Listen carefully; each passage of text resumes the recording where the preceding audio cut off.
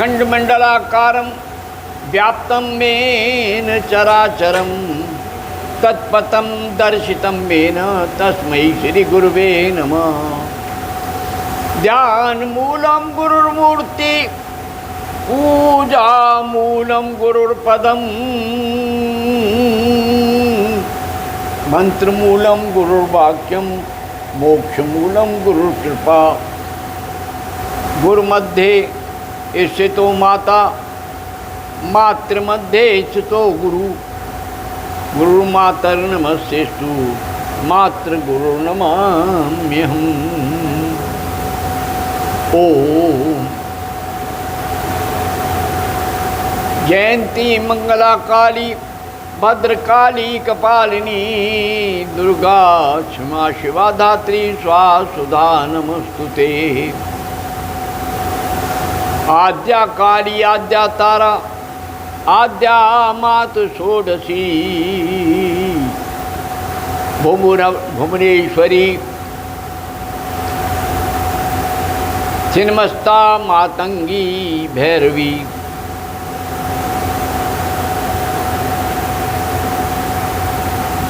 धूमावती पीतांबरा पीतवस्त्रधारिणी कमलात्मिका 10 महाविद्या रक्षांकुर परमेश्वरी। ओम। संसार का जो सृष्टि का समारंभ है वो आद्या शक्ति से हुआ है और इसकी आराधना जन्म जन्मांतर के बाद मिलती है। ये 3 रूपों में विकसित होकर भुवनेश्वरी बनती है। पहला है आद्या श्यामा काली, जिसे मेरे ठाकुर रामकृष्ण परमहंस ने दक्षिणेश्वर में स्थापित किया था। और यही काली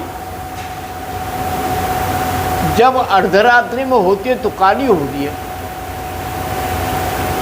लेकिन जब स्वरूप विचित्र होकर चैतन्य होता है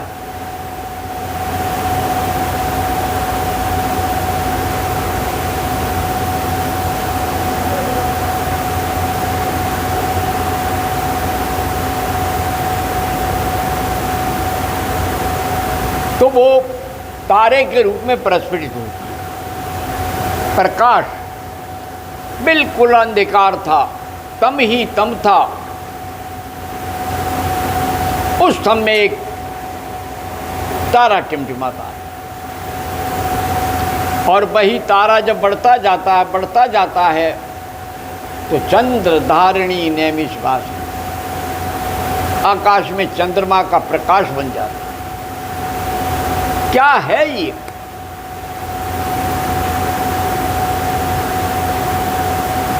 हम जान ही नहीं पाते। आज स्थापना का दिवस है, यहाँ भरा होता था, सारे दिन लोग खाते थे,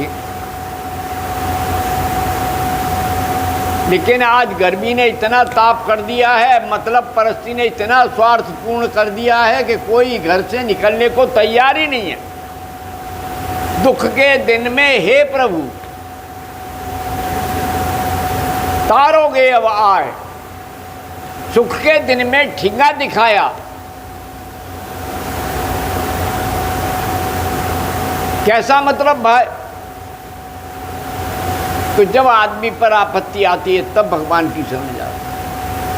और जो दुखे सुखे समय कृत्वा लाभौ जया जयो, जो दुख में सुख में लाभ में हानि में जय और पराजय में प्रसन्न होकर के भगवत आराधन करता है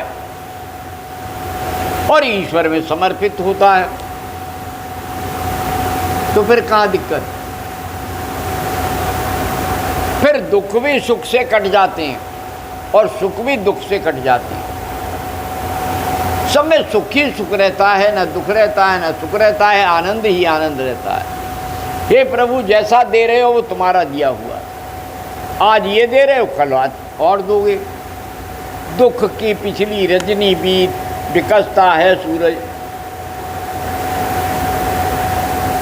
दुख की पिछली रजनी बीच विकसता है सुख का प्रभात, सुख का प्रभात आता है। ये तय है, निर्धारित है। गर्मी है, ताप है, बड़ा भयंकर है, एक दिन ऐसा आएगा पानी है, पानी है, पानी है, बरसात है, सब रो रहे, अरे हमारे घर में 3-3 फीट हो गया। तो भाई तेरे घर में हो गया तो सबके ही घर में होना चाहिए।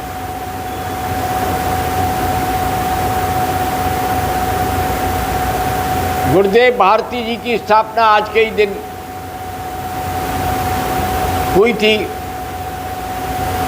द्वादशी का दिन था, आज तीसरा दिन है। माँ ललिता भी इसी दिन यहाँ पदार्पण की थी। सब लोग श्रद्धा से, सारा शहर झूमा हुआ था। धूप थी, जेठ का महीना था, जेठ का दशहरा था, लेकिन नगर परिभ्रमण में कोई दिक्कत नहीं थी, सब घूम रहे थे नंगे पैर। उस दिन जमीन तप रही थी, लेकिन लग रही थी जैसे ठंडी हो। मैंने तो जूते पहन नहीं रखे थे, मैं आगे आगे चल रहा था, लेकिन कहीं न छाले पड़े न कुछ रहा, बड़ा आनंद आ रहा था, सब झूम रहे थे। बहुत से चले गए, बहुत से रह गए हैं। ये तो गतिशील गतियुक्त संसार है, आना जाना लगा ही रहता है। परंतु ईश्वर के प्रति समर्पित रहने पर न आना होता है न जाना होता है, आनंद की धारा बहती है। हम छोटी लॉलीपॉप में पड़ जाते हैं, लेकिन प्रभु तो अपना काम कराता है। आसन, प्राणायाम, ध्यान, धारणा, समाधि, यम, नियम, ये माँ के नियम हैं। माँ पद्मावती पद्म पर बैठती है, भुवनेश्वरी है, सारे संसार का भरण पोषण करती है। छिन्नमस्तांग है, यानी अगर सर भी कट जाता है तो उससे अपनी धार लेकर अपनी सेविकाओं को पिलाती है। ऐसा संसार में कोई नहीं होगा। रण में अगर मेरे बच्चे प्यासे हैं तो उन्हें अपना रक्त देकर पिला दे।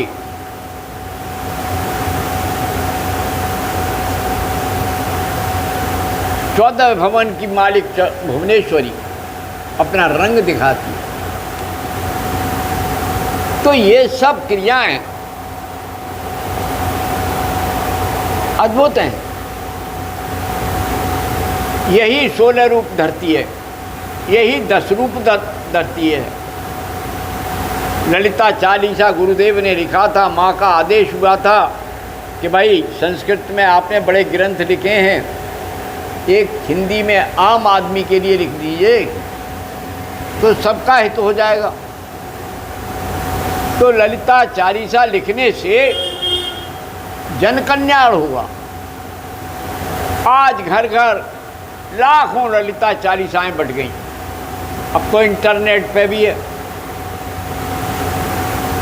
यूट्यूब डालो ललिता चालीसा, और उसको लोगों ने परिवर्तन कर करके अपने अपने नाम से भी छापने का प्रयास किया।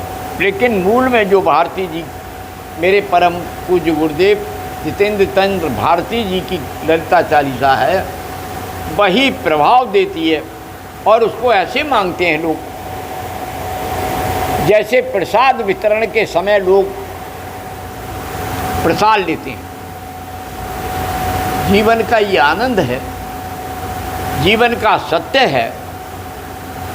जो सत्य को जानना चाहता है वो जान सकता है, और जो नहीं जानना चाहता है वो नहीं जान सकता। माँ ललिता, गुरुदेव भारती जी आज भी विद्यमान है, प्रेरित करते हैं। जो उनको प्रातः उठ करके स्मरण करता है उसकी समस्याओं का स्वतः समाधान हो जाता है। लेकिन एकदम चाहो कि हम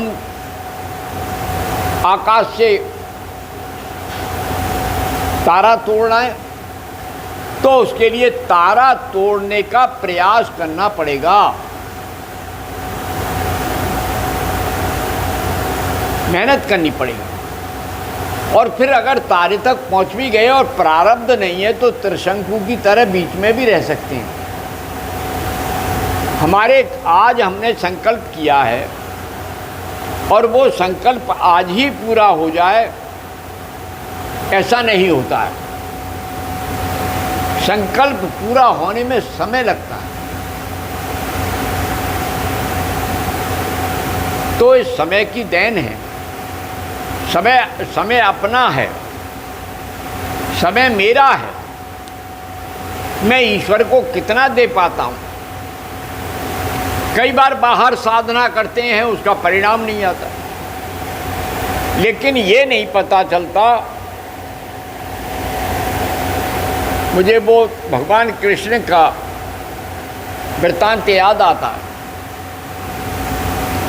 भगवान कृष्ण जा रहे हैं, अन्य लोग भी जा रहे हैं, रथ है। अर्जुन जब धनुष चलाते हैं तो कर्ण का रथ जमीन में थोड़ा सा भीतर धंसता है, और जब कर्ण धनुष चलाता है तो अर्जुन का रथ भी कर्ण से कम भूमि के अंदर जाता है। लेकिन अर्जुन की भगवान श्री कृष्ण कर्ण की प्रशंसा कर रहे हैं, वाह धनुर्धर वाह। इस पर अर्जुन कहता है कि आप उसी की प्रशंसा कर रहे हैं, देखो मैं कितना। बोले भाई आपको ध्यान नहीं है, नीचे शेषनाग तुम्हारे रथ के पहियों में लिपटे हुए हैं और ऊपर ध्वजा है जिस पर हनुमान बैठे हैं और बीच में मैं तुम्हारा सारथी हूँ। इतने साधन होने पर भी जब कर्ण मारते हैं, तुम्हारे बड़े भाई मारते हैं, वो सूतपुत्र नहीं है, वो तो दुर्भाग्य है कि उसे गंगा में बहा दिया। तुम्हारी माँ ने उसके साथ ये खेल किया। अरे वो अमर पुत्र है, वो धर्मराज युधिष्ठिर से बड़ा है। जो मांगा सूर्य ने दे दिया, क्या दिक्कत है। तो कभी कभी हम साधना में वो मांग लेते हैं, भगवान प्रवाह प्रसन्न होकर के देता है तो उसे संभालना मुश्किल पड़ता है। तो ये षोडशी विद्या जो जानता है उसको बड़ा आनंद आता है। यह त्रिपुर सुंदरी है, इसकी अपनी कृपा है, अपनी लीला है, षोडश कलाओं के भीतर व्याप्त है। जो हृदय से इसको नित्य ध्यान करता है उसको संसार में सारे फल मिलते हैं। जो चाहे ले ले, अच्छाई ले ले, भलाई ले ले, गुण ले ले, अवगुण ले ले, जो चाहे ले सकता है। व्यक्ति को भगवान का भजन करना चाहिए, हृदय से सेवा करनी चाहिए। ईश्वर बड़े लीलामय है, जो लीला करता है, लीला में डूबता है, वही फल प्राप्त करता है। इसलिए जो भटकते हैं उन्हें भी अपने धारा पे आना चाहिए, भगवान की आराधना में प्रेम करना चाहिए। मेरे गुरुदेव ये सिखाते थे कि किसी की उपेक्षा मत करो और किसी से अपेक्षा मत करो। ये बड़ा गंभीर दो शब्द हैं। उपेक्षा, किसी के तिरस्कार। अब किसी की से अपेक्षा में मांगने गया और उसने नहीं दिया तो मैं क्या करूँगा। इसलिए मैं जीवन में कभी किसी के सामने, मैंने एक पैसा बचपन से आज तक मेरे बचपन के गुरु ने सिखाया था। उस गुरु ने जो बीन बजाता था, गांव में आता था, संदेश देता था, उन्होंने कि बेटा कभी किसी से मांगना नहीं। देख मैं आया हूं दरवाजे पे, तेरी माँ मुझे जो देगी वो लेके चल दूंगा। नाथ थे, बीन बन जाते, पहले नाथ आते थे, बीन मुदरिया बजाते थे, अब तो कहीं दिखाई नहीं देते, कोई आते जाते। राजस्थान के होते थे, आए जो दे दिया ले लिया, खाना दे दिया खाना ले लिया, जो भोजन दिया उसे पात्र को ले लिया, बोले मांगना नहीं। देने वाला तो तीनों लोगों का मालिक तुम्हारे भीतर है, कण कण में है। सगुण से मांग लो, निर्गुण से मांग लो। मैंने तो देखा है जब जब जहां आपत्तियां आई हैं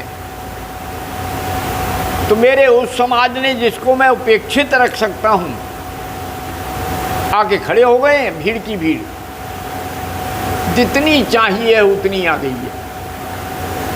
तो इस लीलाधर की लीला का कोई वही नहीं है, अनुपम है, अद्भुत है, अखंड है। क्या कहना जो व्यक्ति 8 बजे 6 आप मुझे क्यों नहीं दिखा देती? कहाँ है? खोलो टाइम। तो व्यक्ति अपने जीवन में सत्य को जानने के लिए, अपने जीवन को आनंद में धारण करने के लिए सब कुछ करता है, और जो कर लेता है उसे सब मिल जाता है, और जो नहीं करता है उसे कुछ नहीं मिलता है। तो ईश्वर की कृपा से जिसको जो लेना है, जो हरि की गोद में आ जाता है वो हरि को पा लेता है।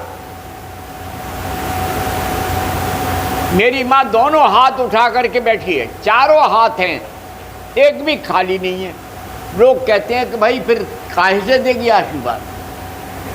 ध्यान रखो, जूता उतार के बैठ जाओ आराम।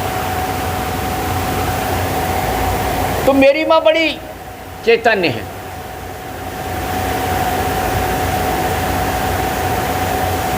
कुछ नहीं, उसके वायु तरंगों से ही सब कुछ मिलता है।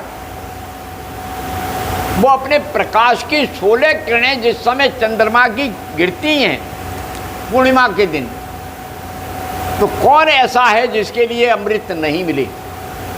जो मूर्ख हैं, विद्वान नहीं हैं, समझदार नहीं हैं, वो उस अमृत को पीना नहीं चाहते। लेकिन जो विद्वान हैं,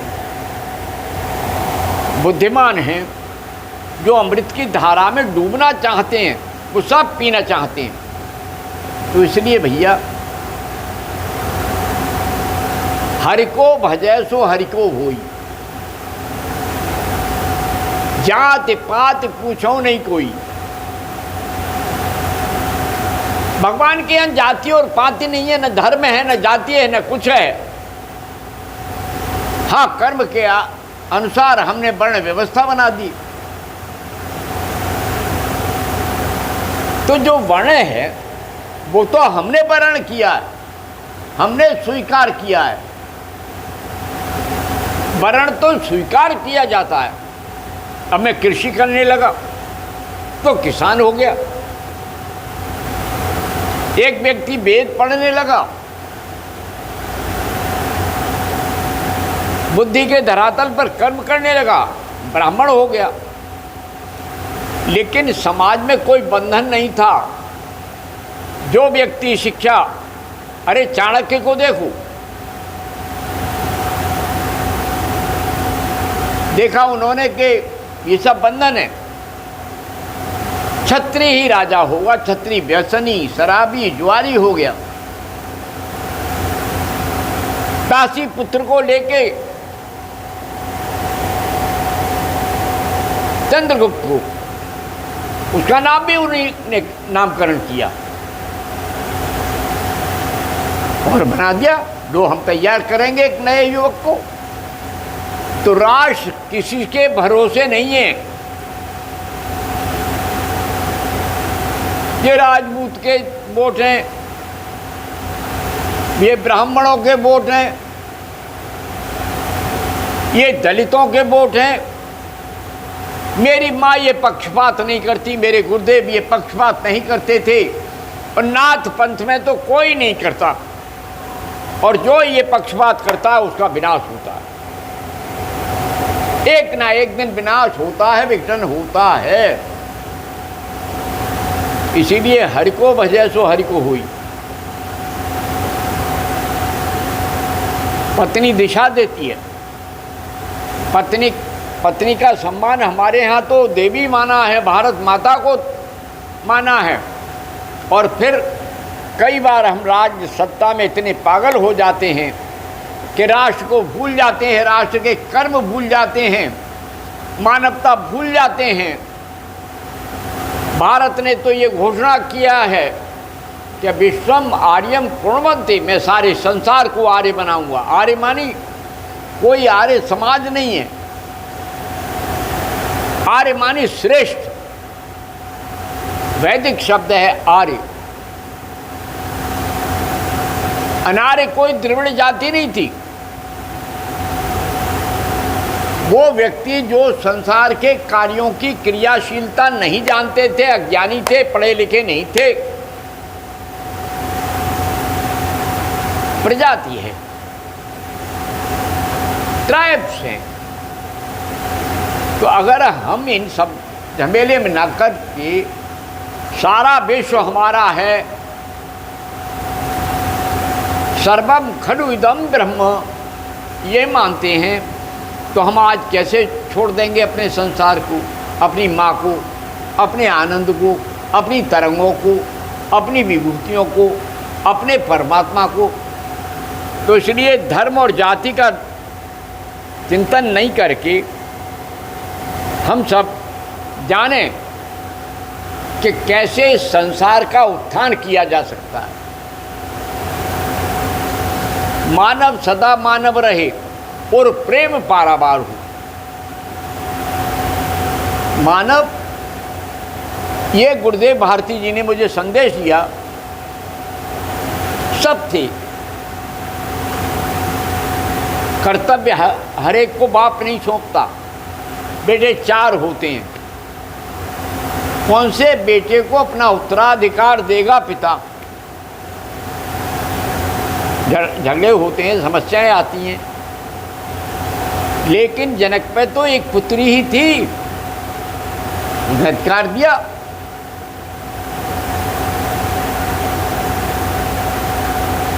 राम के 2 पुत्र थे,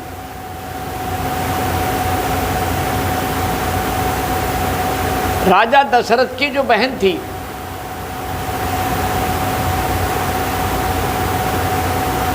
उन्होंने श्रृंगी ऋषि को यज्ञ में प्रदान की।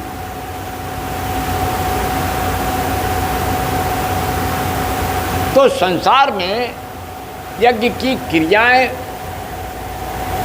अलग अलग हैं, अपने ढंग से सब होता है। श्रृंगी ऋषि ने पुत्रेष्टि यज्ञ कराया, जो उनकी दत्तक पुत्री थी उसको उन्होंने श्रृंगी ऋषि को दे दिया। तो ये सारी चीजें संसार में चलती हैं।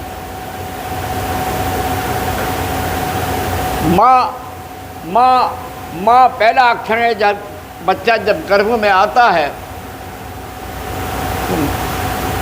माँ माँ कहता है, अम्मा अम्मा। हर व्यक्ति बीज अक्षरों को निकालता है, ऐं ऐं ऐं। कुछ बच्चे हा हा हा हा करते हैं। मैंने इन पर बहुत काम किया, अस्पताल गया, देखे छोटे छोटे बच्चे, पूछा डॉक्टर से इसने क्या कहा, पहले बता दिया कि देख लेना भैया क्या कहेगा। तो ये माँ अद्भुत है, ये समझ लो। हमारे भीतर मातृत्व है, स्त्रीत्व है। स्त्री का अपमान नहीं करना चाहिए, सम्मान करना चाहिए। जो व्यक्ति स्त्री का अपमान करता है वो कभी सुखी नहीं रहता। यत्र नार्यस्तु पूज्यन्ते रमन्ते तत्र देवता। जहाँ नारी की पूजा होती है वहाँ देवता रमण करते हैं। और भाग्यशाली लोग होते हैं जो उस देवी साधना में लगे रहते हैं।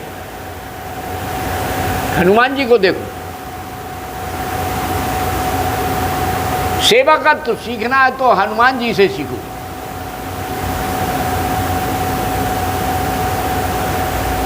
गुरुदेव कहते थे अगर तुम्हें साधना में उन्नत जाना है तो भगवान राम को भी आखिर में जब अयोध्या से जा रहे थे संसार छोड़ के, तो हनुमान जी को सत्ता सौंप गए थे और हनुमान जी ने संभाल के रखी। आज भी हनुमान गढ़ी पर किसी का आक्रमण नहीं हुआ, सारा प्रयास कर लिया। राम का तो हर व्यक्ति के हृदय में राम है, कण कण में राम है, तो उसका विनाश तुम कहाँ कर पाओगे। दीवारों को गिरा सकते हो, उठा सकते हो,